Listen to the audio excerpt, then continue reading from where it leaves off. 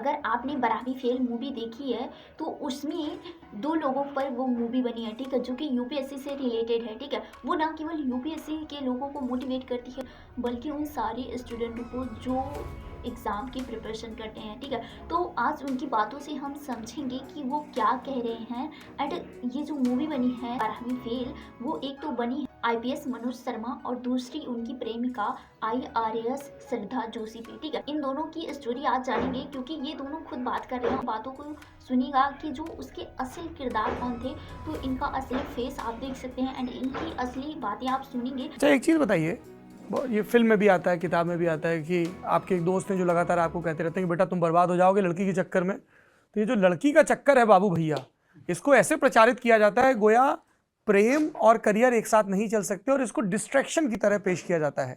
आप दोनों लोग सिविल सर्विस की तैयारी कर रहे थे, मनोज जी प्रेम में थे श्रद्धा के, बाद में श्रद्धा ने भी प्रेम करना चुना।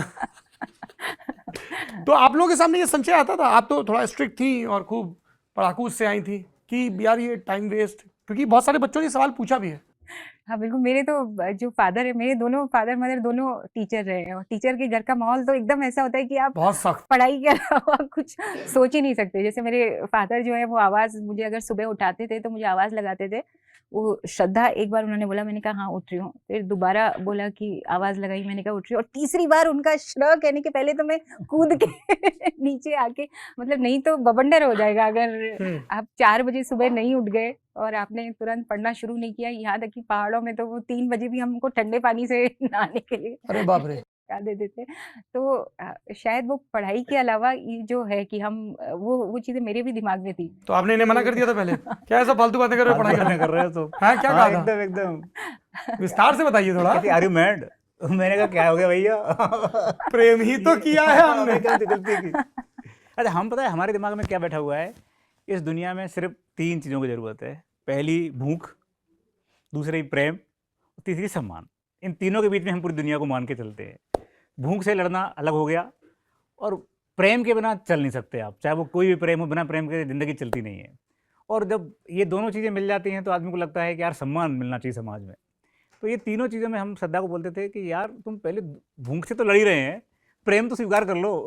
तो इनका बोलना रहता था कि प्रेम करने थोड़ी आए हम यहाँ, हम तो सब कुछ सिलेक्ट होने आए हैं, कुछ बनने आए हैं, और तुमको भी बनना चाहिए, फालतू बात क्यों करते रहते हो। तो हमको लगा कि इस लड़की से ना जूझना बहुत मुश्किल है, क्योंकि ये मानने वाली है नहीं। तो हमने एक नया तरीका से सोचा कि जो हमेशा हर लड़का करता है कि जब लड़की मना करे और लड़की बोले कि नहीं बिल्कुल भी सोचना ही मत, तो बोलता है कि ठीक है नहीं सोचेंगे, दोस्ती तो कर सकते हैं ना, दोस्त बन जाते हैं। अरे मेरे मोनीश भाई।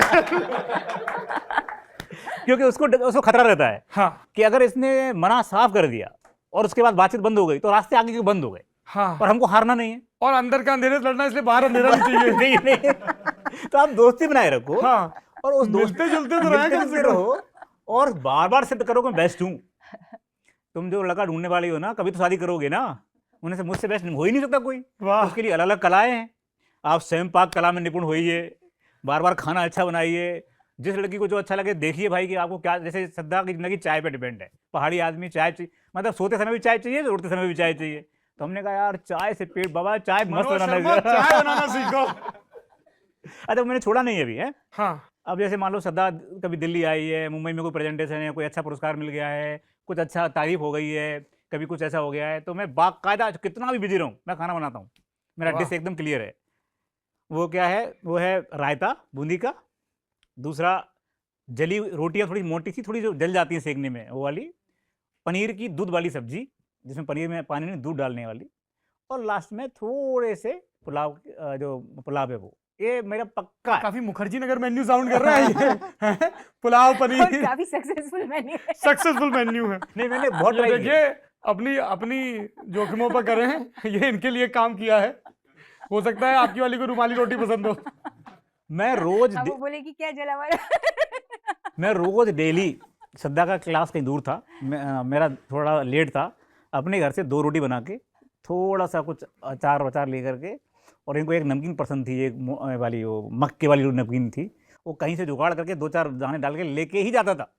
पढ़ाई कब करते थे भाई साहब? पढ़ाई तो बाद में थी, पहले मैंने सोचा कि ये लड़की पहले मान ले कि मैं अच्छा इंसान हूँ, क्योंकि मुझे दिमाग में बैठ गया। 3 अटेम्प्ट इन्होंने आप पे खर्च किए हैं। चौथे में हो गया तो बच गए हम लोग।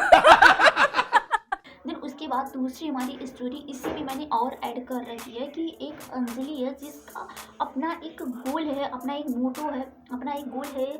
उसका यूपीएससी का कैसा टारगेट आप देख सकते हो। यूपीएससी की वो भी एक स्टूडेंट है, एक छात्रा है, जो कि उसका जो अपना गोल है उसे कैसे लोग परेशान करते हैं और क्या उसके साथ दिक्कतें होती है। आप पूरी इस स्टोरी को देखिएगा। अब इसके आगे मैं क्या ही बताऊं, आप ज़रूर देखिएगा। तो ये फिक्शनल स्टोरी है एक यूपीएससी टॉपर रही लड़की की। एक 26 साल की लड़की अंजलि, जिसका लक्ष्य जिलाधिकारी बनना था, आईएएस बनना था, जिले की कमान संभालना था। एक दिन अंजलि हरियाणा के अपने गांव से दिल्ली आ रही होती है। चूंकि आज अंजलि बस से आ रही थी तो आदतन वह अपनी हिस्ट्री की किताबें निकालकर बस में ही पढ़ने लगती है। तभी अचानक बस रुकती है और 3 नौजवान युवक लड़के बस में चढ़ते हैं। चूंकि जहां अंजलि बैठी होती है उसके बगल की सीटें खाली होती हैं। तभी लड़के धमाक से अंजलि के बगल में आकर बैठ जाते हैं और बस चल पड़ती है। लड़के अंजलि के बगल में बैठे होते हैं, लेकिन अंजलि को इस बात का जरा भी इल्म नहीं था कि बस कहाँ रुकी, कौन आया और कहाँ बैठा। क्योंकि अंजलि तो अपनी हिस्ट्री की किताबें पढ़ते पढ़ते हड़प्पा सभ्यता में खो गई होती है। कुछ मिनटों बाद वे लड़के लड़कियों के बारे में ही अजीब बात करने लगते हैं। अब जब यह बात अंजलि के कानों में जाती है तो उसे अंदाजा लग जाता है कि लड़के ये बात अंजलि को ही सुना रहे थे। धीरे धीरे जो लड़के होते हैं अंजलि को छेड़ने पर आमदा हो जाते हैं। अक्सर लड़कियों को ऐसी विक्टिजिंग यानी कि छेड़छाड़ का भाई सामना करना पड़ता है, लेकिन अंजलि वो आम लड़कियों जैसी तो थी नहीं। उसे भली बात ही मालूम था कि उसके अधिकार क्या हैं। आखिरकार अंजलि थी तो एक यूपीएससी स्टूडेंट। अंजलि ने झट से ही लड़कों को वार्न करते हुए आईपीसी की धाराओं की जानकारी दी।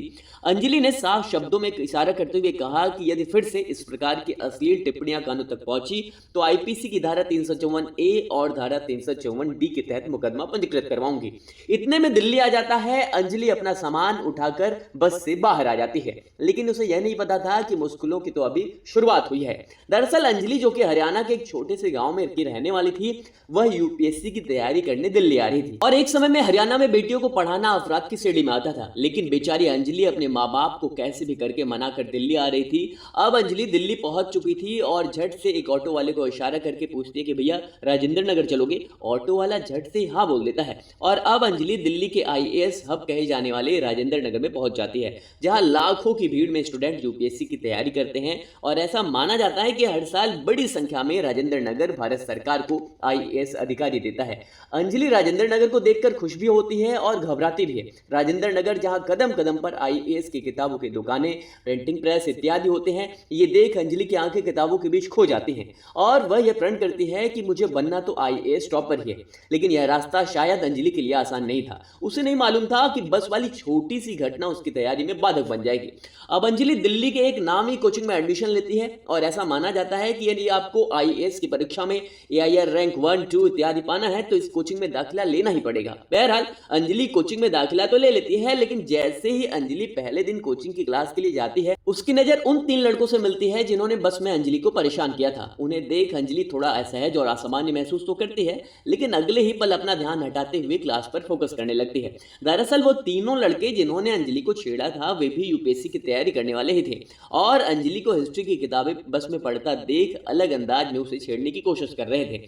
अब इधर अंजलि अपने पहले दिन की जो क्लास है वो कर घर आ जाती है और सब कुछ सामान्य चल रहा होता है। तभी देर रात अंजलि के मोबाइल पर कॉल आनी शुरू हो जाती है और जितनी बार अंजलि कॉल उठाती और हेलो बोलती, दूसरी तरफ से कोई रिस्पॉन्स नहीं दिया जाता और कॉल कट हो जाती है। लेकिन फिर अगले ही पल कॉल आती और यह सिलसिला लगातार चलता रहा। अब अंजलि परेशान हो गई थी कि आखिरकार देर रात 11 बजे ऐसा कौन हो सकता है जो कॉल कर रहा है और बोलता भी नहीं और कटने पर फिर से कॉल कर देता है। अंजलि ये सोचती ही है कि फिर से कॉल आ जाती है और फिर वही सिलसिला।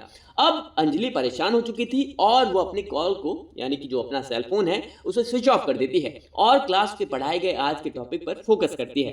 क्लास में पढ़ाए गए टॉपिक को तो अंजलि ने 2 घंटे में ही पढ़कर समाप्त कर दिया था, लेकिन भाई उसे ये मालूम था कि यूपीएससी में आज की डेट में करंट अफेयर्स पढ़ना बहुत ही आवश्यक हो गया है। और अंजलि जब घर पर थी तब भी दिन के 3 घंटे देकर करंट अफेयर्स को पढ़ती थी और नोट्स बनाती थी और बार बार रिवाइज भी करती थी। अब रात के 1 बज चुके थे। अंजलि अपने करंट अफेयर्स के पोर्शन को शुरू करने के लिए अपने सेल फोन को स्विच ऑन करती है ताकि वह फोन में देखकर करंट अफेयर्स पढ़ सके और जैसे ही वह फोन को ऑन कर एक करंट के इश्यूज को पढ़ रही होती है, वैसे फिर से उसके फोन पर घंटी बजने शुरू हो जाती है। अब अंजलि को यह समझ में नहीं आ रहा था कि वह करे तो क्या करे। अंजलि परेशान होकर नंबर को फिर से स्विच ऑफ कर देती है और सो जाती है। और अगली सुबह जैसे ही वह कोचिंग क्लास पहुंचती है तो उसका सामना उन 3 लड़कों से होता है। वह एक दूसरे से बात करते हुए जोर जोर से हंस कर कह रहे थे, घंटी बजी क्या, हेलो हेलो। जैसे यह शब्द अंजलि के कानों में जाते हैं, अंजलि के कान खड़े हो जाते हैं। और अब अंजलि को पता चल गया था कि रात में जो भी कॉल आ रही थी वह इन्हीं लड़कों द्वारा की जा रही थी। लेकिन वह परेशान थी कि आखिरकार मेरा नंबर इन तक कैसे पहुंचा। अंजलि आज घर आ जाती है और फिर देर शाम अंजलि के फोन पर मैसेज आता है कि हम भाई आईपीसी की धारा 354 से नहीं डरते और समय समय पर इन धाराओं को तोड़ते भी हैं। मैसेज पढ़ अंजलि गुस्से में आ जाती है और यह सोचती है कि कल यह मैसेज पुलिस को दिखाकर इनको आईपीसी की धाराओं की पावर को दिखाती है। लेकिन अगले ही पल उसे घर की याद आ जाती है कि कैसे मम्मी पापा ने मुझे कितनी मुश्किलों से यहाँ भेजा है और यदि ऐसी कोई समस्या हुई तो कहीं मुझे फिर से घर ना जाना पड़े। और अगली सुबह अंजलि अपने नंबर को बदल देती है और एक नया नंबर लेती है। और इस बार वह नया नंबर कोचिंग में रजिस्टर्ड नहीं कराती क्योंकि उन लड़कों को यह नंबर शायद वहीं से मिला था। लेकिन इसके बावजूद लड़के उसे हर दिन कोचिंग क्लास में परेशान करते। अब अंजलि को ऐसा प्रतिदिन की जो एविटीजिंग थी उसकी छेड़छाड़ की आदत पड़ गई थी। लेकिन उसे मालूम था कि उसका लक्ष्य क्या है। इधर लड़कों की जो एविटीजिंग थी वो जारी थी, उधर जो है अंजलि अपनी पढ़ाई में दिन रात एक करती गई। लगातार वह पढ़ाई में घंटों की जो संख्या है वो बढ़ाती गई। और शायद किसी ने सही कहा है कि भाई सत्य कभी पराजित नहीं होता और देर से ही सही यदि आप सच्चे हो तो उसका सकारात्मक परिणाम पॉजिटिव रिजल्ट आता ही है। और यही अंजलि के साथ भी हुआ। अंजलि अपने दूसरे प्रयास में यूपीएससी की प्रीलिम्स परीक्षा निकाल लेती है और अब कड़े मेहनत से मेंस के लिए लग जाती है। और अब जबकि मेंस की बारी थी तो कोचिंग वालों ने प्रीलिम्स परीक्षा में पास कर जो मेंस दे रहे होते हैं बच्चों, उनके लिए भाई एक नया रैपिड बैच चालू किया था। अब अंजलि का उन लड़कों से सामना नहीं होता और लड़के भी परेशान थे कि आखिरकार वह लड़की गई तो गई कहां। लेकिन अंजलि को तो अर्जुन की तरह सिर्फ मछली की आंख मालूम थी और कहते हैं कि भाई इंसान विषम परिस्थितियों में कभी कभी कुछ ज्यादा ही अच्छा कर जाता है। ऐसा ही कुछ अंजलि के साथ हुआ। अंजलि ने दूसरे प्रयास में यूपीएससी की परीक्षा में अपना परचम लहरा दिया और आईएएस वाली सीट सिक्योर कर ली। जी हां, अंजलि ने यूपीएससी की परीक्षा में बेहतर रैंक लाकर इतिहास रच दिया था। अब आज जब नए नए चमकते हुए बैनर राजेंद्र नगर की गलियों में बड़े बड़े होर्डिंग के रूप में उन तीनों लड़कों को दिखते हैं जिस पर सुनहरे अक्षरों में अंजलि कुमारी रैंक कितना लिखा होता है तो उन लड़कों के पैरों तले जमीन खिसक जाती है। दोस्तों मैं बार बार कहता हूं, अगर आपने कोई यहां पर टारगेट सेट कर रखा है, आपने कोई लक्ष्य बना रखा है तो उसके लिए भाई पूरी तरीके से डेडिकेटली उसके लिए लग जाए। अंजलि के साथ जो हो रहा था, अगर वो उन पर भटकाओं में फंस जाती तो आज शायद अंजलि आईएएस नहीं होती। दोस्तों ये सारे हर्डल्स आपकी प्रिपरेशन में आते रहते हैं। लड़कियों के लिए खासकर इस तरह की जो हर्डल्स हैं वो उन्हें फेस करना पड़ता है। इवटीजिंग का सामना उन्हें करना पड़ता है। लड़कों के लाइफ में भी हर्डल्स होते हैं, लड़कियों के लाइफ में अलग तरीके के हर्डल्स होते हैं, लड़कों के लाइफ में भी अलग तरीके के हर्डल्स होते हैं। लेकिन इन हर्डल्स से निकलकर जिन्होंने भाई अपने जो टारगेट के लिए पूरी तरीके से आप डेडिकेटली फोकस होते हो तो आज नहीं तो कल ये जो लक्ष्य है वो आपके पास होगा। आपके नाम के आगे आईएएस आईपीएस अंजलि जैसे उसके नाम के आगे लगा, आपके नाम के आगे भी लग सकता है और यूपीएससी की जो हॉली पीडीएफ निकलती है अंतिम में उसमें आपका भी नाम आ सकता है। अगर आप पेरेंट्स हैं तो इस वीडियो को अपने बच्चों तक अधिक से अधिक शेयर करें, अपने बच्चों को सुनाएं ताकि इस मोटिवेशनल वीडियो से उन्हें कुछ सीखने को मिले। और अगर आप स्टूडेंट हैं तो आज से लग जाएं। ये देखिए कल आपका जो कल है वो बदलने वाला है। सब कुछ कलेक्ट कर लो भाई, बुक्स स्टडी मटेरियल घर पर ही बैठकर पूरी तैयारी कर लो। यूपीएससी असंभव नहीं संभव है, कल आपके नाम के आगे आईएएस लग जाएगा। वीडियो शेयर करते रहे, पढ़ते रहे। बहुत बहुत धन्यवाद। और नीचे कमेंट जरूर करिएगा कि ये वीडियो कैसा लगता है। वीडियो अच्छा लगेगा तो लाइक शेयर सब्सक्राइब जरूर कीजिएगा।